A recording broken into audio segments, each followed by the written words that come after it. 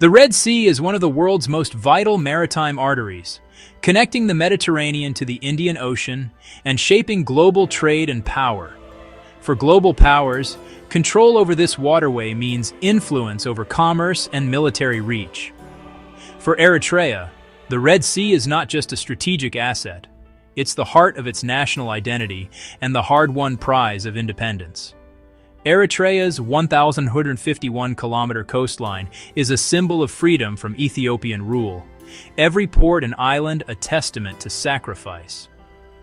The sea is Eritrea's window to the world, and its hope for economic self-sufficiency. The ports of Massawa and Assab are more than logistical hubs. They are the historic core of Eritrean commerce and culture. The dream is economic independence, rooted in sovereign control of its coastline. Any suggestion of sharing or ceding this lifeline is met with fierce resistance. While the world sees a shipping lane, Eritreans see the culmination of a 30-year war of liberation.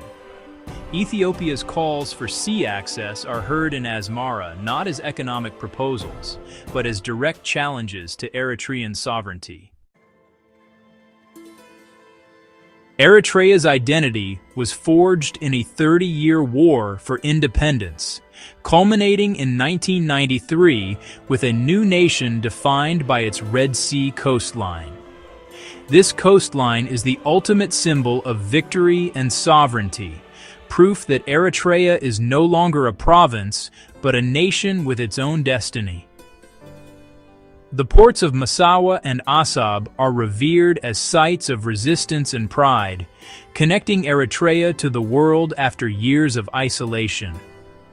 For those who fought and their children, the coastline is sacred ground. Any talk of ceding territory is seen as betrayal. The government has built its legitimacy on defending this hard-won geography, with the Red Sea at the center of its promise. Official statements stress that Eritrea's borders are inviolable and its coastline non-negotiable. This resonates with a population conditioned by conflict to prioritize security and self-reliance. When Ethiopia's Prime Minister Abiy Ahmed invoked Ethiopia's historic right to the Red Sea, it struck a raw nerve. Eritreans see such rhetoric as an assault on their statehood, not a call for cooperation. The message is clear. The Red Sea is the soul of the Eritrean nation, not a commodity to be traded. Eritrea's response to Ethiopia's maritime ambitions has been swift and unequivocal. Asmara insists its ports are open for commercial use, but sovereignty is non-negotiable. Official statements dismiss talk of ceding territory as a threat to regional stability. Eritrea sees Ethiopia's rhetoric as coercive, not cooperative, and a prelude to future aggression. The government points out that many landlocked nations access the sea through commercial agreements, not territorial claims. Eritrea's stance is a reflection of national consensus. Any compromise on territory is a threat to independence. The message to the world is simple. Eritrean territory is not on the negotiating table. Eritrean suspicion of Ethiopia is rooted in the brutal 1998-2000 border war, which claimed tens of thousands of lives. The war shattered hopes for peaceful relations and left deep scars. Ethiopia's refusal to implement the 2002 Boundary Commission ruling, which awarded Badme to Eritrea, entrenched mistrust. Eritreans see a pattern. Ethiopia disregards international law and uses its power to impose its will. Even the 2018 peace thaw is now viewed with cynicism as old suspicions return. Any Ethiopian proposal touching on territory is seen as a potential trap. This history ensures that even benign-sounding offers are met with deep skepticism. Eritrea draws a sharp line between commercial access and sovereign control. Allowing Ethiopia to use Eritrean ports for trade is acceptable, and even desirable for economic reasons. But any demand for sovereign rights, naval bases, or direct control is universally rejected. Eritreans see commercial agreements as partnerships, demands for sovereignty as aggression. The principle is clear. Ethiopia can use the ports, but cannot own them. This stance is rooted in Eritrea's ideology of self-reliance and the memory of subjugation. Granting Ethiopia a foothold is seen as surrendering independence and inviting interference. The impasse is not about trade, but about the terms. Eritrea insists on standard international models. Ethiopia's push for special arrangements is a non-starter. Eritrea is open for business, but not for sale. Eritrea's concerns are heightened by Ethiopia's regional moves, especially the 2024 deal with Somaliland for a naval base and port access.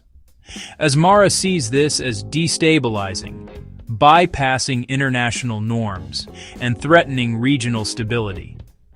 The prospect of an Ethiopian naval base on the Red Sea alarms Eritrean security planners.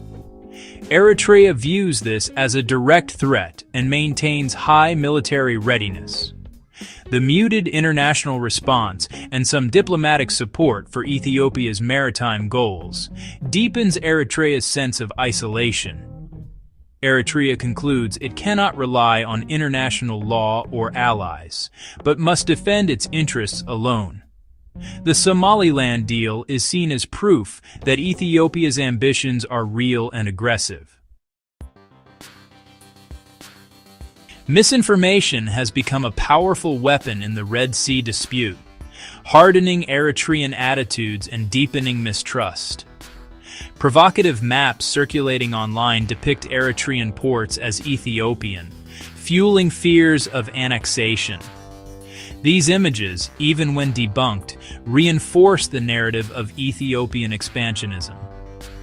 The Eritrean government uses such content to justify its uncompromising stance.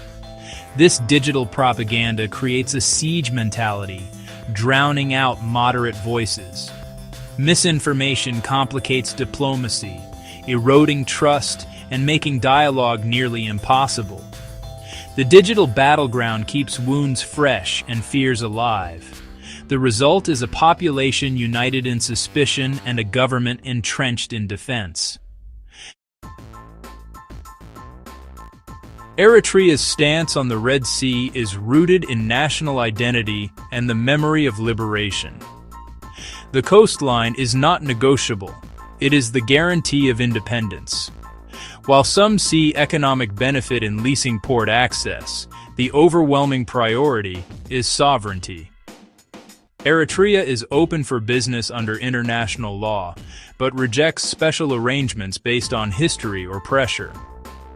Ethiopia's rhetoric and regional deals only reinforce Eritrean fears. Misinformation further poisons trust, making dialogue elusive. Until Ethiopia respects Eritrea's sovereignty, economic cooperation will remain secondary to defending the nation's hard-won freedom.